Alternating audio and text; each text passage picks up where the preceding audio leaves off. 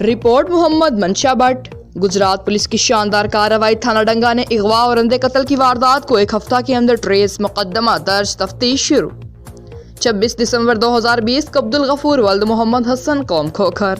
سکنہ امرا کلاں کو نئی ٹریکٹر ٹرالی سمیت اغوا کرنے کی اطلاع پر گجرات تھانہ ڈنگا پولیس نے مقدمے کا اندراج کر کے تفتیش کا آغاز کر دیا، جس پر ڈی پی او گجرات عمر سلامت نے واقعے کی سنگینی کو مد نظر رکھتے ہوئے D S P circle Iftikhar Ahmed کی زیر نگرانی ایس ایچ او تھانہ ڈنگا فراست چٹھا اور ایس آئی وقار الحسن کو ملزمان کی گرفتاری کا خصوصی ٹاسک دیا، جس پر تھانہ ڈنگا پولیس نے اپنی ٹیم کی ہمراہ پیشہ ورانہ مہارت کو بروئے کار لاتے ہوئے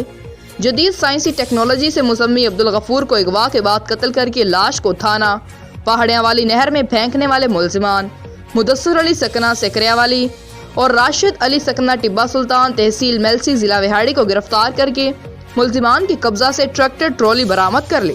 اور ملزمان کے خلاف مقدمہ درج کر کے مزید تفتیش کا آغاز کر دیا ہے۔